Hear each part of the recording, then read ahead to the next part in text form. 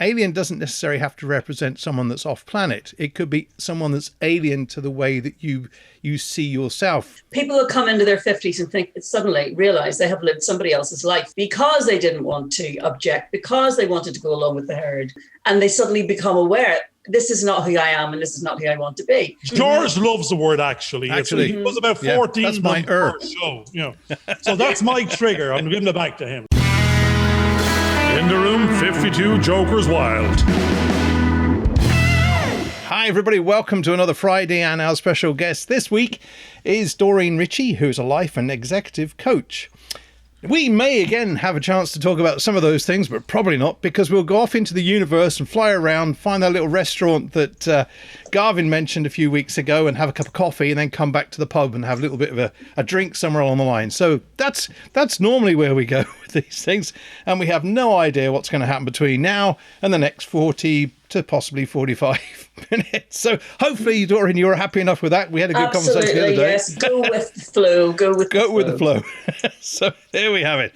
And I know we've been going with the flow today because I know that, Doreen, you had roadworks going on outside causing all kinds of mayhem for you. Roof works. They're all crawling over. Roof works. Roof. Not rough. It's roof. It's rough. It is rough. And they're all crawling over the roof and cutting bits off and drilling and putting bits back on and so on and so forth. So it's right outside my window practically because I'm first floor and the roof is one story. So they're like high looking in, 50 yards away. So it was so noisy this morning. I just thought there's no way we're going to be able to hear each other. So, we'll hear each other, but we would have had all this in the background. Yes. Oh, exactly. That's good. Then it sounds as if we put these sound effects in. It looks as if we're they might still go. They're still there. So let's see. Now, can you see the crack in the back? I'm not looking, but yes, you could if you looked. Yes, Garvin, you could. The crack in the roof. Yeah, the crack in the roof and the back of the roof there now. Yeah. Well, we're in the process of starting to talk to the people that could come in and change all our windows. And one of the guys was saying, that bit there, you're gonna have to get a plaster in to sort that out before we can get our lads on here. We're gonna go right. And Garvin's sort of favourite special effect, sting. Actually, I was just about to do it. I said I go ka-ching, ka-ching, but I said no, I'll let him at it. Because that's what we were just saying before it started. All I was hearing walking up the hall while reading this email was ka-ching, ka-ching, ka-ching, ka-ching, ka-ching. Now, I don't know what the opposite ka-ching is. If you're getting the ka-ching, that's good. You're making the money. Yeah, what's the noise for that? Yeah. Someone else's ka-ching, then this is costing you money. So, and it keeps on going up, and you're going for nothing, for fresh air. And that's my little bit of... we just addressed it before we came on, and my worry kicks into overload. Not worry, I just don't want to be paying money. I don't want to pay money at all for anything. Now I have to be realistic. So I have to pay money for something. I have to pay it for something you want, something you need, not something you didn't know about, that was a bill for nothing, that is going to cost you your time to engage with them. And it's going to end up... This whole sentence was a bunch of nothings. I have to pay a bill to prove I don't have to pay a bill. And it's really annoying. I'm a bit frustrated. And that's the language of, and you'll probably back me up here, accountants, solicitors, surveyors, and that bunch. Yeah, exactly. And I mean, they just, as I said, it's like jobs for the boys up here. It's like, I've got to be he can be the solicitor, you can be the quantity surveyor, and and we'll all get together and let's see how much we can charge everybody, basically, and what's in it for us. Now, what that's maybe it's a bit unfair, but it's generally like that, isn't it? We're going to make it equal because our last couple of interviews or shows, we're having to become, because we're the boys, myself and George now, we'll pretend to be the boys. We are the boys. We're the older boys. We're the old lads. I think we're the lads. The old lads. But we have to be very cognizant now of being gender neutral or biodiversity. I don't know if it's not biodiversity, it's the other one. It's diversity. Inclusive, not biodegradable. But so therefore, it's no longer. We talked to Laurie, like one of our last guests, and now we have to use this language of, gender neutral. Okay, it's not jobs for the boys, because we were talking about the trades and girls get into the trades or STEM, and now it's It's not jobs for the girls, it's not jobs for the boys. It's job for people. And we can't even leave out the aliens because they might be offended. So it's jobs for whoever or whatever that can do the jobs. That are totally unnecessary, yes. Planet we have neutral. to be very mindful of who we're talking about and who our audience is. It's interesting that we're also finding that we're talking to quite a few coaches, not the ones that bus people around because they're stopped now, exactly. or the coach makers, are done. But people that are sort of helping others develop their life skills and things. And I believe you'd moved from one area into another. Yeah, a few years for 22 years I was in business and finance, sort of qualified accountant years ago, and ended up in the public sector. And by that stage, basically, I was totally, disillusioned with anything to do with the public sector or finance or business, and walked away from it then about 4 years ago. And sort of that was part of totally changing my life around. So I decided to take a year and find out what I really wanted to do, because I'm preaching this to people, but I'm thinking, well, what do I really want to do? So I then trained as a life and executive coach, and then set up my business the following year. But my whole life was all dealing with, problems with teams and bringing teams on and developing teams on people and their personal development in work kind of thing. So I had a really good idea of the problems that people have, both in, management and people who are, at the bottom of the heap kind of thing. So that's why I thought, well, look, I can maybe advise people to this, but then I didn't realize, of course, if you're a coach, you don't advise anybody about anything. That's it. You actually. So my big thing is really keeping quiet and stopping advising and stopping trying to fix, because I'm like Mrs. Fix-It kind of thing. So that's been my challenge with coaching, to stop doing that and actually question properly and question sort of well, so that they come to that conclusion themselves, and then they have the insight and then they learn it. Because you only learn it if you have a realization and an insight, I'm going to throw, because you do know that George is, reality. I'm more abstract.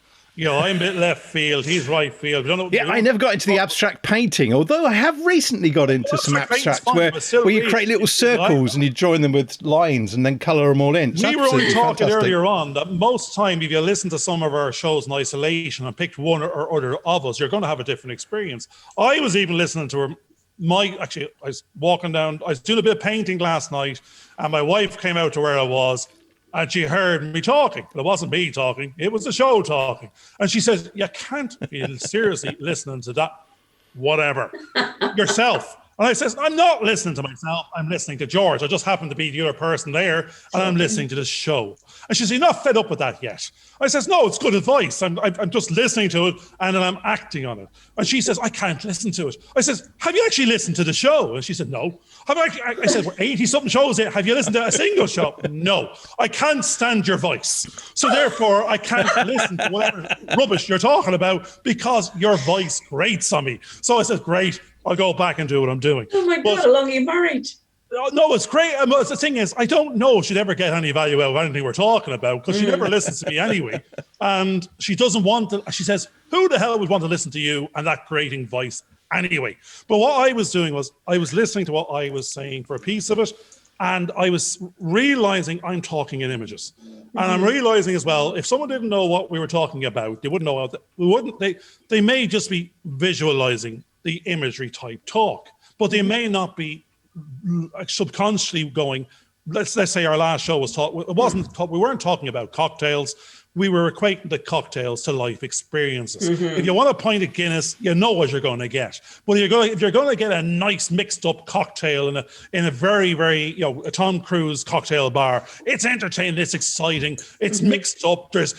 You're trying to say you want a bunch of cocktail experiences into your life, not just straight Guinness, stout, harp.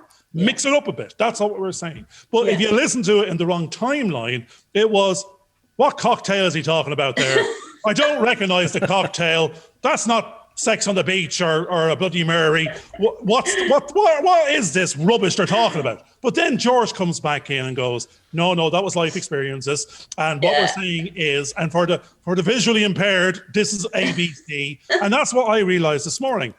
We're just maybe left hand, right hand side of the brain talking. We might be talking in images, we might be talking in facts. But to get our message across, it really depends on the audience and how they subliminally visualize it.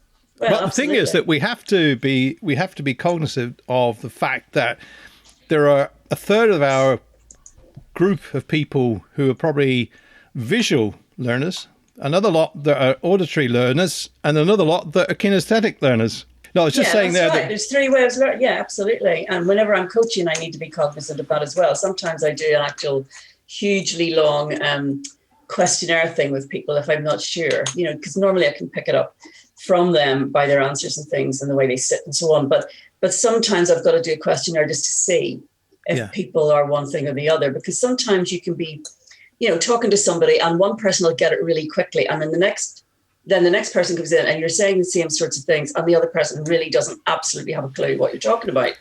And again, like Garvin said, some of it was maybe visual and this person is not visual at all and they're just not getting it. Yeah. Do you know what I mean? Well, so there's key words that are kind of giveaway, which is really kind of interesting that, you get people kind of saying, oh, look, it doesn't sound right, George, for goodness sake. And you kind of go, right, auditory. Yeah. Another person will kind of say, look, I can't see what you're talking about. Mm-hmm. And then the third person will kind of go, it just doesn't feel right, George. Right, yeah, and you're going to go, right, okay, I know that's them. And we'll see if we can work out like a touchy-feely or we can take, auditory one kind of thing. Mm. And you try and tell stories that kind of fit into that sort of way of looking at things. And it's funny actually, because my partner's Italian, and in Italian they say sentire, which is feel, for taste, for hear, for everything. So it wouldn't work in Italy. That kind of looking wouldn't work because they say feel for everything. Yes, it depends what they're saying. They can't say, of course, the proper verbs, of course. Yes. But just in general speech, so he like say, well, I don't feel that when he's tasting something. No, I don't feel that. And that's not. And I'm going, you mean taste? He goes, well, I was in Birmingham a couple of years ago. Not a couple of years ago. It was a couple of decades ago, actually, it turns out now, as I'm thinking back in the early sort of 2002 sort of period. And again, because I tend to deal with colour and you'd have all the different colours. And I think we were looking at a project that had the 7 deadly sins and each one of them had a certain colour. And I started talking to some of the people over there that came from either a Hindu background or from a Muslim background. And they're kind of going, but we don't equate to those colours the same way as you do in the West. We have a different colour scheme and we associate them with different things. Yeah. And that caused a few sort of problems because I was kind of going, right, so how do I write this story I'm trying to tell when if you're trying to be open to everybody mixes different colours and they get different images. Yeah. So you're pumping out a whole load of different things to them, which I think is quite I just funny. think it sort of points out that like communication is very, very, very subjective. Not just for the person, but actually the society they grew up in. Like that job's for the boys, that originally meant, girls, persons. I know, but that, which is not politically correct, that, But what I mean is that like that arose out of the Troubles, so that's what it means to us, if you know what I mean.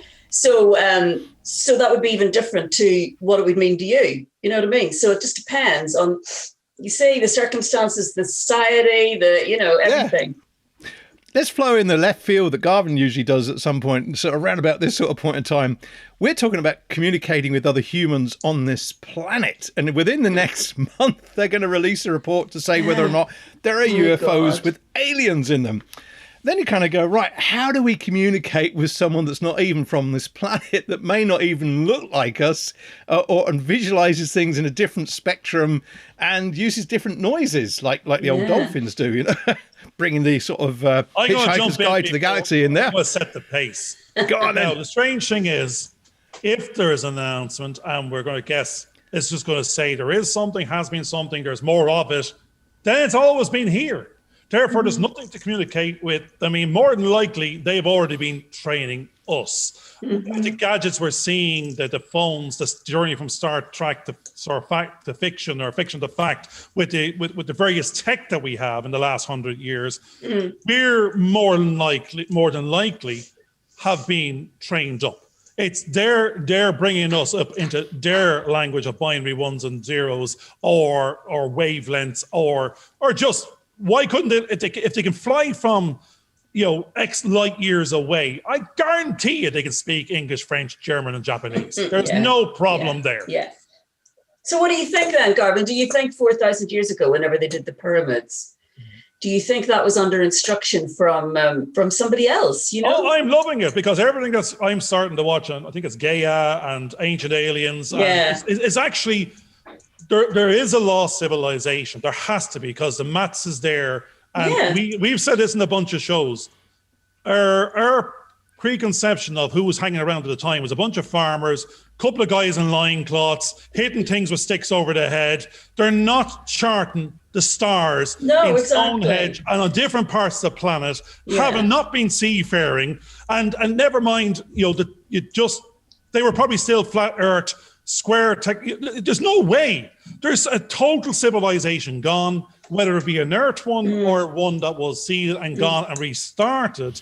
I do think, we've been probably reseeded or kickstarted, or there's a lost civilization because of the flood. And again, it's like when the environment, like my daughter was only saying earlier on, like if you don't get those weeds, could come back in 2 weeks, they'll be in the house. If you leave a bit of the house alone for half a year, it'll already be becoming derelict. Now metal will disappear as well. Yeah. There's an awful lot that says out there, because once you go 10, 20, 30,000 years, we don't know what we're looking for. The evidence is gone. Yeah. And did you see, I mean, the one that really got me at the time, I remember reading about it years ago, was I think it was the Mayan civilization. And they worshipped the dog star Sirius. Well, they couldn't actually even see Sirius from the sun. Whatever way it was, they couldn't see this particular star most of the year. So why on earth would they be worshipping it? It was like hidden behind the brightness of another star. Oh, I know what you're saying. It's like, what? How do they even know it's there? There's I think it was Stephen Hawking and a bunch of the mathematicians. What they did when we had the computing power in the last 50 years. We're charting the stars.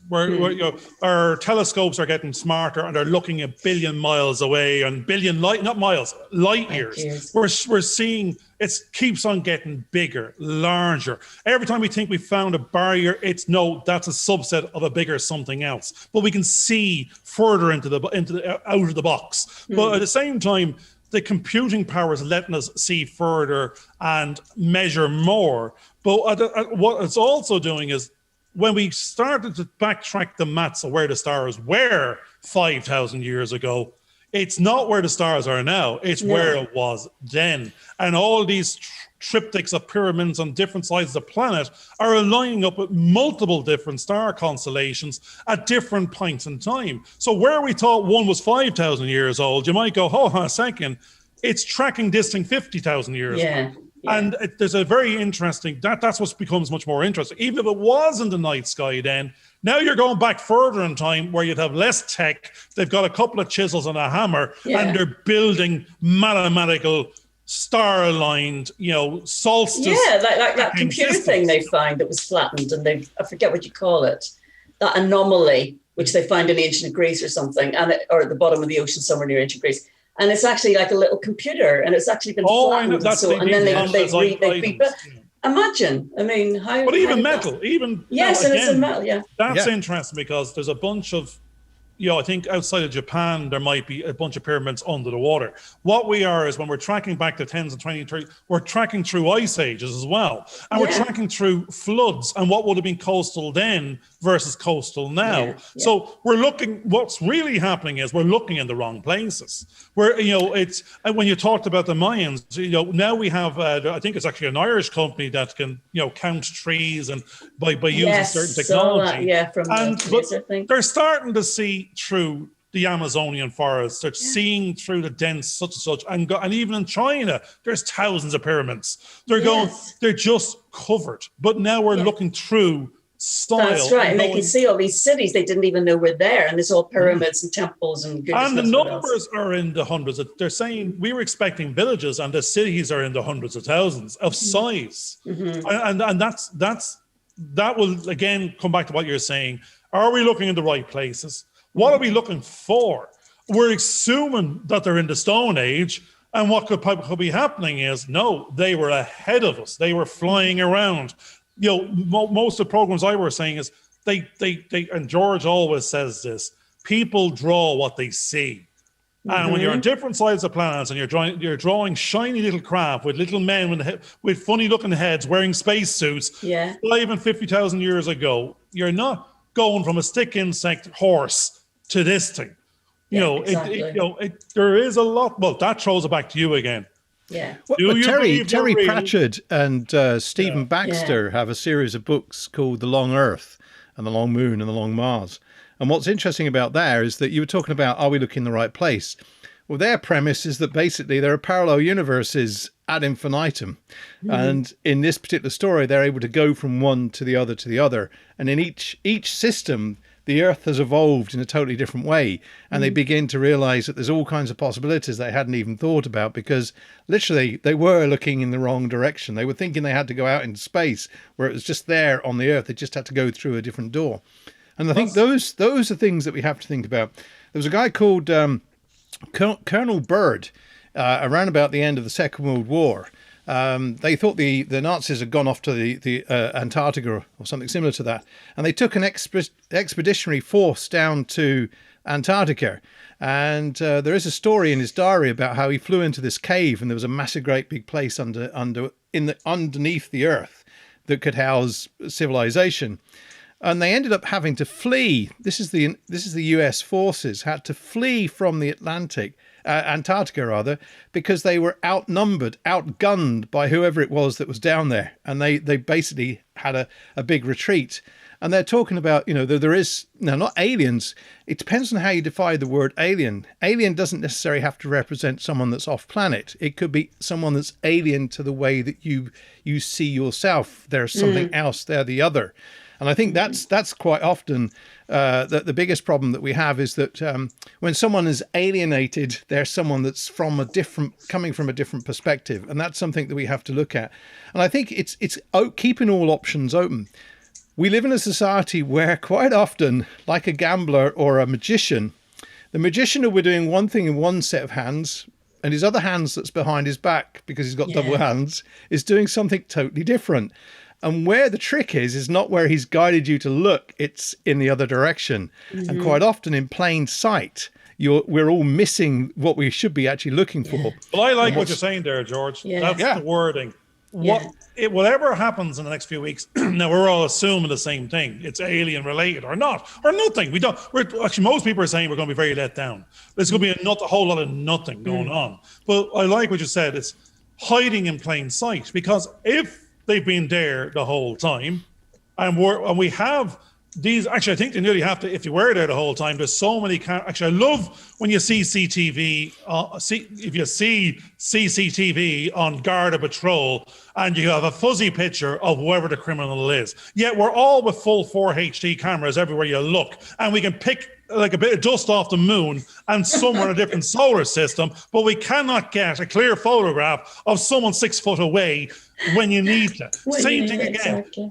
You've got a 4HD camera looking out of the plane, but when you see the thing, it's a fuzzy something else. And it doesn't, no, other than they have some sort of technology that makes it fuzzy. Yeah. There's a misconception that you have there as well, which is something that was picked up on one of the Joe Rogan programs. He was talking to, I forget his name. It's Tyson, DeGrasse Tyson. Oh yes, DeGrasse. Yeah. Yeah. Okay. And he was talking. He had got a magpie filling up a bottle with stones so that it could reach the water that was inside it. But the thing was, the camera was only about 3 foot away. Now, yes, we do have these 4K cameras, but as soon as you use a telephoto lens and you handhold, well, the image just goes all over the place and it becomes fuzzy as well. And most of the time when we're zooming in, most zoom lenses, when you try to focus, they have a shallow depth of field, so you can't really get the image in focus. And that's one of the biggest problems that is actually going on. If you have it in wide angle and you're looking at some object that's fairly big in front of you, you can pick it up pretty clear. And there's some of the problems. I love the technical talk there from the experts. Absolutely. No. Not Terminator. You have Alien and Predator chasing your ass down the street, and you can't get a clear photograph because of the technical focusing and twiddling bit on your camera. I think it's more the fact you're going, Mother of God, there's a spaceship in front of me. I don't know where. I can't turn the camera on. I'm in shock. Don't forget the problem is there that we're talking about popular culture, where the art and craft of the filmmaker is to make sure it is sharp. Now, this brings us to another anomaly, because I remember 2001 in 9/11. Now, the film are in real life, George. the real life event that actually occurred. Which reality was this in? Yeah. Right. Well, I remember I had a car journey from Dublin to here where I listened to the whole thing that was going on. And when I got home, I saw the pictures. And the one thing that struck me, there was a guy with a camera that had a wide angle shot, if you think of it, something like that. And you had the two sort of twin towers here. And there was some woman in the background going, oh my God, zoom in, let's see what's going on. And the guy got really aggressive to her and stopped her from touching the camera. Now, the problem is that shot cut in nice and neatly to the next shot that the news people were using, which had a close-up with the camera either a helicopter going around. And he went, this looks orchestrated. This looks designed. This doesn't look like, what we normally expect to see, because the cameras back then, yes, you did have possibly HD cameras. Most of them was probably standard definition at that point. But we got crystal clear images of that day. Too much so. You should have had a lot of out of focused images on that particular day, which we didn't actually have. We had a lot of people that seemed to know how to use cameras. Doreen, you've let us go off the... I know, I'm not getting into conspiracy theory. No, American... somebody tried to tell me once in a bar that the Titanic didn't actually sink. No, it was a sister ship Olympus. And I said, so what about the stuff that we've got in my museum that says Titanic on it, that they brought up from the bottom of the... well, you see, they went on at night and they changed all the crockery and all the cutlery over so that it looked like it was the... what was the point in that? Even if you even entertained that slightly, what would have been the point in that? Well, the documentary that was on was about insurance fraud. Yes, it was about insurance fraud. Did you ever? I mean, come on. The things that you have to do with your mind to actually get to those convolutions of the truth or whatever is just ridiculous, But then again, I mean, that's what I ask people, what is your truth? What is your reality? Because everybody has their own reality. Everybody's walking around in their own version of reality. No, but this now, if you're walking around, I keep on saying I'm not in my own reality. Is it a reality if it's in your mind and it hasn't been manifested out of it into where other people can interact with it? I'm normally running down the road, I'm skiing in my head, and I'm imagining, but it's as real to me because you're experiencing it. That's what I think Frederica Murphy said. If your mind doesn't know the difference. No, it doesn't. You can tell your mind anything. That's it. You can. That's how visualizations work. That's how athletes get coached. They imagine every single step of the race, and they imagine doing the finishing line and all that, and they do this over and over and over and over again. So their brain is well rehearsed into what it has to do. I'm going to get everybody's doing that, so it's just obviously they're still going to have a race. If you have 9 other runners in that race going, hold on a second, my reality says I'm the winner. You lot are not meant to be running beside me at 50 miles an hour.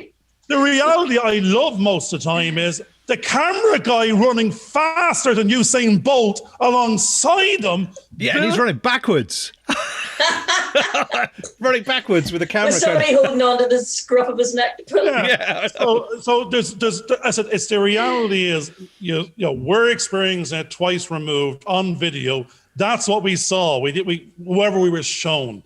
What was there could have been 10,000 people in the stadium or none. We're going to get a little bit of that in the next Olympics if it happens. I think. Yeah, we should look at the football now. I mean, the football up until the last few weeks didn't have anybody in, but of course they just put the sound thing on, and everybody just thinks, "Oh, we're sitting in a football match." I mean, of course we know that there's nobody there, but at the same time, the experience that you're having is actually that you're there with loads of people and watching a football match. So which is real, Now, how real do you think webinar space is in the sense of is it real enough to feel? I think experience most of the time is you have to feel it, you have to be there, you have to be in the room. Now you can learn, and you'll be saying the same PowerPoint presentation there in webinar, and it's actually I think as you see Tony Robbins now and they're going, here's 50 million little heads and they're all here now.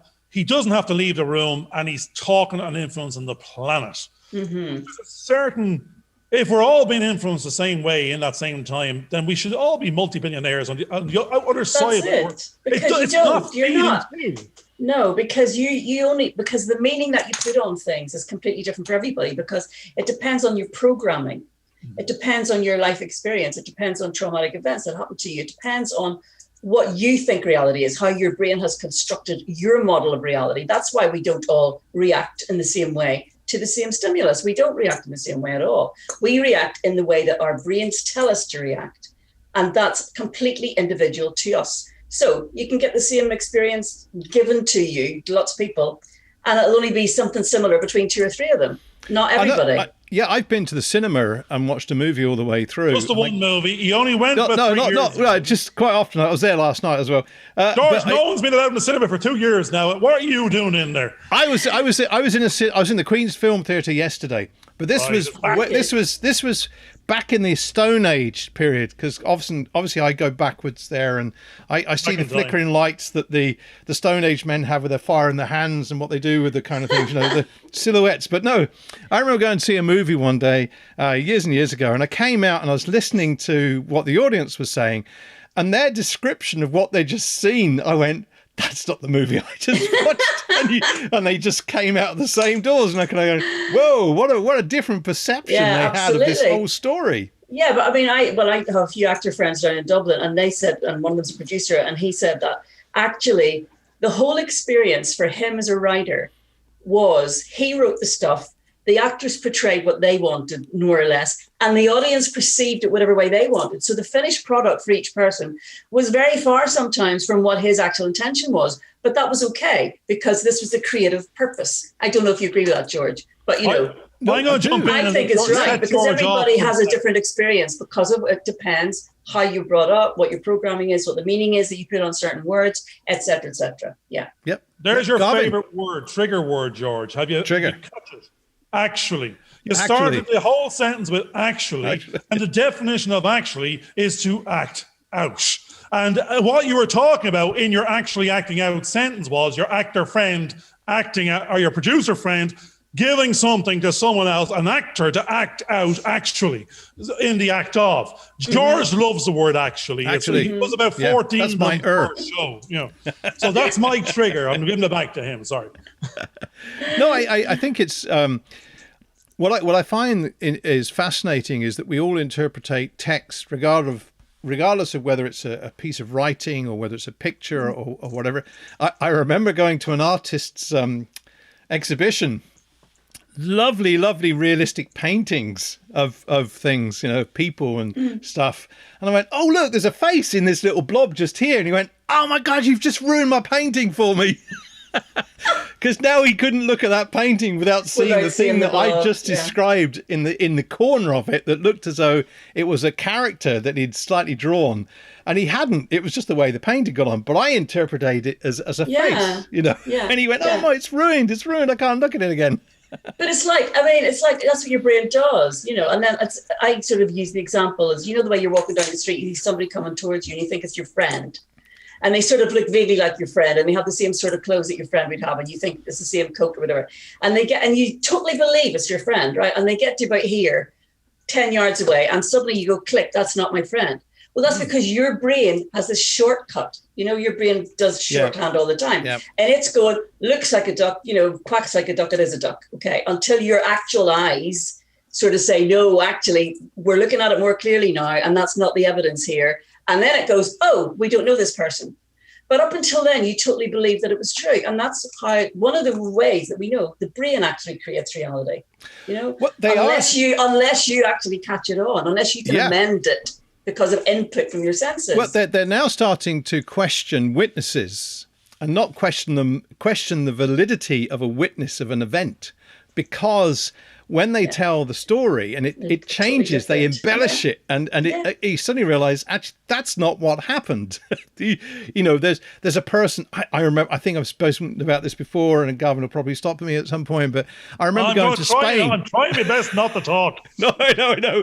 But I here now.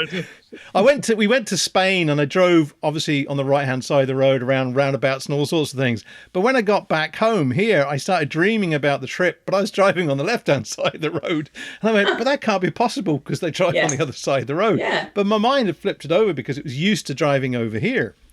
That was your reality here, exactly. Yeah, absolutely. George was telling me I'm growing. I think he's called me fat. I'm not too sure what he meant. No, you're now 6'8". No, what we were saying, we were talking earlier on about the fact he was talking about subconscious and unconscious competence. But what he kept on doing with his hands was, you're subconsciously incompetent, you're consciously incompetent, and he kept on pointing at me with the word incompetent. You know, and I was going, does he know he's doing that consciously? A tell, wouldn't you? Like that's a tell. That's a tell. Or a Freudian slip or something. He was trying to say indirectly, incompetent, actually. Darwin, you're learning, you're growing. But all I heard was a double incompetent. Now, if that was a double negative, maybe it's a positive. I'm not too sure. I started to look at how I could rephrase that, and it's more that you're unaware of what you don't know, then you're aware of what you don't know, and then you become aware of what you know, and then you become unaware of what you know. Replace the word know with incompetent. Yeah, you're not incompetent there, Garvin. Yeah. I know now. Actually, I've moved from subconscious. I know I didn't know I was incompetent. So now I know I'm incompetent. You just suspected it before, but actually, I need to consciously try to stop being that incompetent. You know, now that's why you were touching on something earlier on. I can't really remember what it was because we never finished, you know, a question, as you probably noticed. So we didn't find out whether you believe in aliens. We didn't find out if the planet's been reseeded. I did remember you saying something about, you know, how not what you sell, but it's more. I heard you deal with teams and management. I'm going, well, we're mismanaged. You know, myself and George are a team of mismanaged individuals. Yeah. You know, that was before. That was in my previous career. Yeah. No, now it's just all to do. You know, it's just all to do with the person, and it's amazing. You know, it's amazing when people come in and they maybe have the same sort of job or they have the same sort of pressures and so on, and yet they're totally different ways of dealing with it, and they have totally different problems from the same things. And it just, you know, every day it just proves to you that you know your perception of what your reality is just totally subjective and programmed most of the time. I say to people, don't believe a thought you think, because it's not your thought, it's somebody else's opinion that you can bring it back. I'm going to bring it back to the question. Yeah. Now this is going to, sir, do you believe in aliens? I don't know enough about it to believe or not believe. You've watched enough Ancient Aliens, and I would find it very difficult to believe that we were the only intelligent life that ever evolved. Right, so you're going with the maths. I'm going with the probability versus possibility. Yeah. Versus where, you know, there's a billion stars out there. Of course. The likelihood of and so many Earths, and so many Earths like us, and so many. And then you have life happening everywhere here. I mean, it happens everywhere here. No, it's even on meteors coming in, you know? On that basis, based on what's going to happen in the next couple of weeks, if what comes back out is, they're here the whole time, are we any different than we are today? We're just the product of that. I think we're exactly where a certain group of people want us to be at this particular point in time, because they're actually getting us to visualize these aliens and these kind of and the number of people that are talking about aliens on the news and the Navy pilots and stuff, and they're very much into this idea that it's a threat, and if it's a threat, it's like Iraq with the weapons of mass destruction. They've got all these weapons that will wipe out the world. They'll destroy us completely. We better nuke them ourselves to prove that we've got the weapons of mass destruction and they haven't. And I think that's really where it's going to be. I think we're in a situation at the moment where the story on the war on terror is running a little bit thin. So they need something else. So we're going to have the Space Force, and those You're little soldiers. You're such a conspirator theorist, George, aren't you? I mean, it's just everywhere. Dear God in heaven, we're all stupid, and we're all just being manipulated by those on high or the powers that be. You know? Actually, the thing is that because of the area of study, but I think because the area of study aren't, you know. Yeah, well, the area of study that I've come from, which is media. And looking at the way the media has been manipulated, especially from newspapers right through to our current day. And the fact that if we started talking about shed, most of us are now going to have a shed appearing on our YouTube or our Yahoo accounts kind of go, oh, George said shed all the time. And now we've got these sheds and I don't want a shed. And, all the technology it's not about paranoia. It's just becoming aware that the technology is cutting down a lot of our, they're forcing us to think in a certain way, and we are being led. And you've talked about being programmed. And I remember learning how to use the computer, and I learned the computer when I was about 30. That was the first time I had it. And I remember going on to this little computer that was, the next one I had was an Atari STE. But when I started getting into it, I suddenly went, oh, how come it thinks like me? And I was actually kind of bowled over by the fact it seemed to think the way I did. But as I studied computer sciences eventually, and we got into cognitive psychology, I began to realize that the development of cognitive psychology, although it's been around for about 150 years, was mainly in the 1960s as computers were being developed because they were using the same kind of ideas. Yeah, so they wrote COBOL and they wrote COBOL and all those sort of things. Exactly. Yeah. So you can see how, right from the moment we've been using computers, they are manipulating us. We know that because of COVID, we've been put into situations where the best way that we can communicate with other people is through this technology, which now has, and this isn't conspiracy theory because Google and Apple are already using this technology. They're using facial recognition to look at our emotions. And, and as an animator, I mean, one of the things that I've been doing with Frederica is we animated her. I only needed to have 6 or 7 different emotions. And I could portray all the emotions. I didn't have to do anything. I just created the images I needed, and the computer then built the rest up based on the way the sound was and what they could see. Well, it's basically from the sound and the emotions it felt from the sound. It created an animation. Fantastic. And I'm sitting there kind of going, this is nuts. This is what's going on. But what was it I saw in the news lately? Was it China? I can't remember. And instead of just facial, was it facial recognition? But they were also stop there for a second. You just asked, what did I see on the television lately? Yeah, but it was China. He goes, yes. How do you know? How does he know it's China? I don't know. Do you know the report? It was about facial recognition and recognizing people's.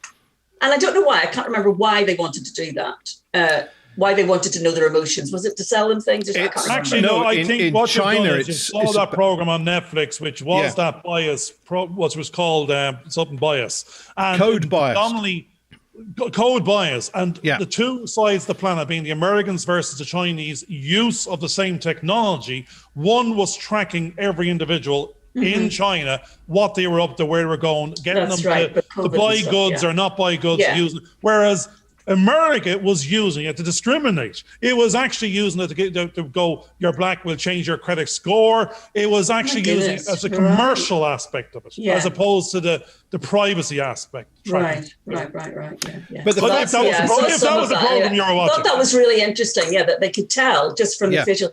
And as I say, that software. Well, I mean, in London recently, they set up this facial recognition camera. And there was a guy put his mask on and he got stopped and was fined by the police for hiding his identity. And he went, I just put my mask up. I wasn't doing anything else. And then they stopped a young 14-year-old black kid and basically hassled him. And then because the technology had said that this was a wanted technology is based on white males. Yes, exactly. And that's the thing. It's not even based on white females, white males. So there's discrimination against, exactly, Yeah. But I think one of the things that's quite interesting, and Gavin actually said, that you'd start to ask a question, and I said yes before you gave the information. It's because all three of us have been influenced by some of the films and TV shows and the news that we've been watching too. And the thing is, because of the part of the world that we come from, which is a relatively small island, we're influenced by the same stuff. We're getting fed the same kind of information, which can, in some form or fashion, be used to control us. You guys, because of your background in accountancy and stuff, have all been about compliance. And we're sitting there kind of go, a lot of stuff is about compliance. How do we get people to comply to what we want them to do? Which is about control. And you're sitting there kind of going, hang on, we're all complying to certain ways of doing things. And because it becomes an effort to kind of break outside of that, because you become seen as a troublemaker and you end up complying because it's less hassle.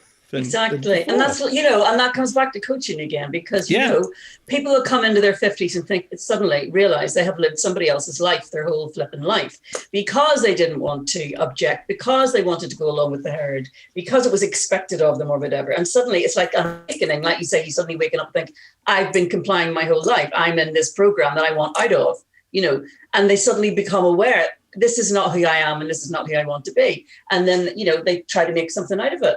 But yes, a lot of people just sleepwalk through their whole lives. The great question there is, if someone else has been living your life, Whose life have I been living?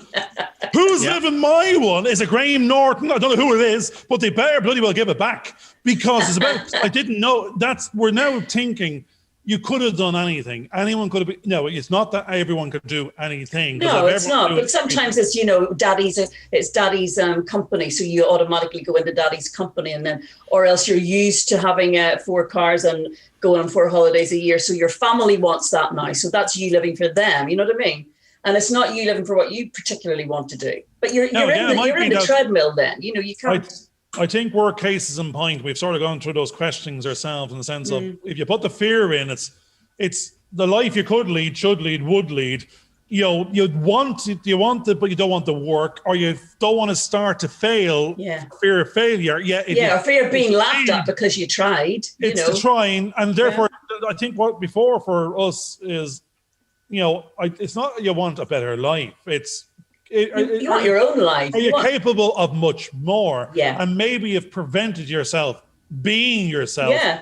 And let that Pandora out of the box. Yeah. But not to a Pandora chaos. The accountancy bit there, what George was talking about, is we have to control the chaos, because I can be anything, I can be nothing. So control the chaos, bring it back. Well, what's something of the anything would you like to be, or give it a go? And that's more where we are now going. We hopefully we know we're capable of so much more, and most of the limiting factors have actually been ourselves, preventing ourselves trying something else. Yeah. But I mean, it's to have that freedom to try. I think. There's some interesting bits in there about limiting, because one of the issues that you tend to have, and I know this with students, is that if you give them no limits, no boundaries, no scope, they go off excited, and then they come back afterwards kind of going, I don't know what to do. This is so frustrating. I was going to go out and shoot stuff, and now I can't, because I don't know what to go and shoot. And all of a sudden they begin to realize in that moment that they have to create some kind of framework for themselves to work with, which tends to be a script, and then a budget, and then it's the limitations they have of how much they can really do in any given day to get their tasks put together.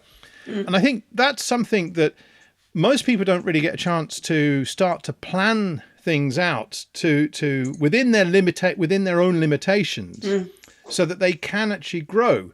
Whereas most people are firefighting constantly and then trying to panic about what's about to happen next, and then they don't feel as though they've accomplished anything through their life. No. But again, even whenever you're developing, though, like children, that's all they do. That's part of their job, is to butt up against any boundary you set for them.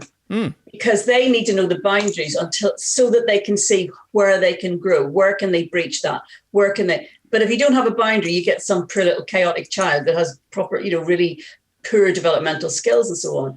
People do need boundaries, but not to the extent where they're limiting their actual potential to actually go further. Yeah. No, I like that. I was going to say that till you said it. Actually, George, cut Doreen's bit out. I'll say it now. We'll put it back in. We can. No, you just paraphrase it. You paraphrase it to show that we understand. It's as you said, the accountancy bit. I always thought was in the accountancy world. If you put the budget in first, then it actually, as you said, Doreen, it becomes limiting, and they're working under that figure, and they don't come up with options which might be a stretch. It's like, so you want to be. It's not limitless, but not so limiting. Yeah. We have to have a stretch in there, and then maybe bring it back to, well, this is what we can do based on what's available, or what the little bit of stretch is. Yeah. So we want to stretch ourselves. We have a certain thing that makes us limiting. We might have a bill that goes, self-limiting beliefs. Yeah. But you only grow whenever you have to be outside your comfort zone before you grow. That's it. Because you have to be challenged in order to grow, because that's the thing you're butting up against, is the challenge. And you don't grow if you're sitting in your nice comfort zone with no challenges. So we want to rein in the chaos. Have a stretch. Challenge ourselves to grow. And as Frederica would say, you're going outside the boundary one. You're leading from the edge of the current comfort zone. Yeah, because each time you're a bit further. Now we want to build a new box, the bigger box. We're going to be, until we get to we want to create a level of uncomfortableness, but the stretch of it is, it's not so uncomfortable not to try. Exactly. And that now we're going to get comfortable again because we grew into it. We grew into our fat man suit in my case. I mean, one of our shows was I got a bunch of suits. They were very nice suits. There was a fat chap I knew got thin all of a sudden, and I got his suit. I was going, hold on a second, I'm growing into his ones, growing out of them. I don't know whether this is a good thing or not.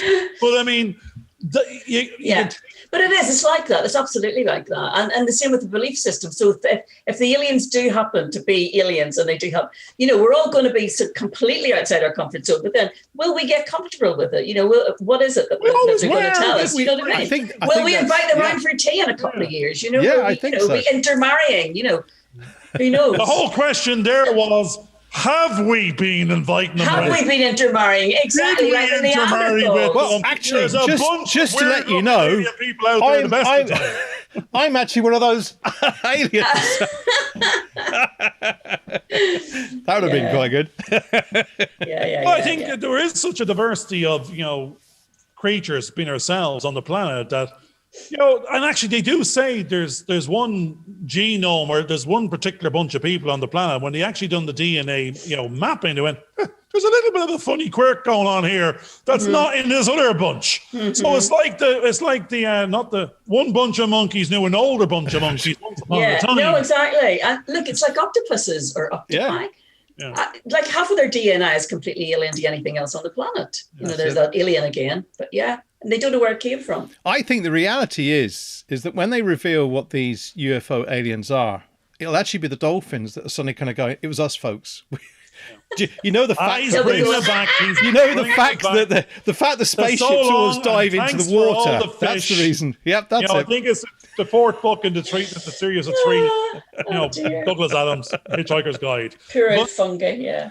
But no, again, I suppose indirectly you're going. We have been talking about how to coach aliens to go beyond I'm up for it as long as they're paying. And their comfort zone. And they better be paying in Bitcoin or dodgy coin, whichever one it is. But I mean, if they're here, they're already here. If they were here then and they're here now, we're just being allowed agree to the fact they're there. And there'll be still a conspiracy theory, even if everyone says they are. So we're going, will anything change if this happens? No. I'm still broke. I'm still looking for a job. I still have to pay for the cornflakes, unless they're going to, suddenly get rid of all disease. Now, there's the other side. If they're here, then they're like the godlike, disease should be gone. Hunger should be gone. We should have one currency. They're just not intermingling at the moment. They actually, I think what's about to happen they're is just observing. Yeah. No, they've been observing. I'm going to finish, George. They've been watching first dates and they want to go dating. So what's actually happened is they want to go and date. And therefore, they can't appear on that show unless they say, right, we're here and we're paying the bill and we split the bill and we'd like to go for a date. Well, here's the reality. The reason why COVID started was that they needed to have a virus that they could introduce to us. Then they had to give you a vaccine so that we would be ready with the vaccine so that we can actually mingle with the aliens when they come along. Because without that vaccine, we couldn't be with them. Most women who I've been with when I was younger, none of them were from this planet. I know that. I think right now. It makes an awful lot more sense. Yeah. But the reality is, when you actually come down to it and think about it, one of the things that's quite interesting is that through the conversation that we've just had, the reality is that we're all aliens, because we all need to think of each other as an alien, because if we all think that everybody thinks the same way that we do, that's where we come a cropper. Because I know from talking to Garvin doesn't think the same way I do, and I don't think the same way he does. And that's the beauty of the conversation. By going out and having conversations with other people, you begin to realize, hang on, the more I get to know people, the more I begin to realize that they don't think the same way I do. Yeah. And there's a little bit of effort that needs to go in to have a conversation, because we don't all think the same way, and we come from different perspectives. And it's lovely to see that different perspective. Yeah, sometimes it amazes me that we actually get on so well together because of our different programming when we were young and our different experiences and everything. We actually do get along quite well, even though our perception of reality is totally different subjectively than anybody else's. So actually, we're doing quite a good job So, well, depends on what the alien thinks of that one. He's probably going, this bunch don't get along at all. They're fighting over whose religion's better. What dodgy kind that doesn't exist has more value. Now, that aside, it's, I had some. No, there's probably nothing in my mind at all. There's no train at all. I think the reality of that one is that they're actually kind of going, hang on a second, they don't like one another. They want to box each other up. They want to do, and now they're laughing. They're actually getting fun out of all this. I don't understand them at all. That's the marriage made in heaven. That's what they say. You have to be polar opposites to basically meet in the middle. If you're two sames, then it's a wrong. Two rights make a wrong. I think it is. No, it's boring anyway. Exactly. Yeah. Well, I think that's definitely the one thing that I know, that having grown up in the Midlands in England, and having and actually on the feudal system, which I keep talking to Garvin about, on the lords and ladies housing estates and all those kind of things, to come to Belfast with someone who hasn't had that experience. And to meet up with someone that we could have these amazing conversations on a daily basis, because their perspective is totally different from my perspective. That's what I find as well. Listen, I'm from Hillsborough, and it's now Royal Hillsborough. So just just watch it there. We're now Royal up there. Well, I've got the name Kingsnorth, so we're quite royal anyway. There you go. You see, yeah. So we were the kings and queens undertakers at one point, so we were really downbeat. Very grave. No, but are you members of the Federation or not? Small businesses, yes. Because that's what's really going on. Oh, look at that. Brilliant. Was it live well and prosper? Was it that way? Live well and prosper. For the visually impaired, they've all stuck their fingers up at me. Trusting me. In pairs. They're all out of their Vulcan minds is all I know, the pair of them. It's the pointed ears that's... Now, actually, I'm brought back to, I think it was the preamble conversation which we had with yourself, Doreen, a couple of days ago. Yeah. And we were talking about, we have to find our niche. Yeah. I think that's what it was. Maybe it was somebody else. Well, maybe it wasn't you at all. Talked about that as well, We've just found your niche. It's you can coach, wanton aliens to grow. You have a whole target market unfulfilled at the moment. Now, we've already cornered that market because we know none of our audience are of this world. They're from some other world. So that's I would totally agree with you there, I'm telling you. Now, you need to coach them, because after the damage we've done to them, they're going to need some help. Absolutely. Reduce the stress, self-confidence and all that. Yeah. No problem. Garvin, you line them up. That's fine. And I was going to say, you line them up and I shoot them. No, we don't. No, we don't want to start an interstellar war yet. They haven't even arrived yet. This program may suddenly end obscurely as everything. As I say in Mission Impossible, it will self-destruct in 6 seconds. Self-destruct in 5 seconds, yeah. Well, believe it or not, folks, we have actually come to the end of this show. Totally unbelievable. And you two are amazing. Totally you two are amazing. So. No, I'll paraphrase that. You two are amazing. I'm never coming back to this. I didn't know what I let myself in for. Now I know I'll be telling people to avoid that. No, I needed a laugh today, and that was a good laugh. Well, Garvin had actually grown 2 inches by the beginning of the show. He's now just lost 6 inches. He's shrunk in size and stature and everything else because of the conversations that we've just had. We've completely flummoxed him. Do we round up this one? Yes, why not? Because somewhere on the line we talked about coaching, and then we got into the aliens and the fact that sometime in the next month we're going to be told whether or not there are any.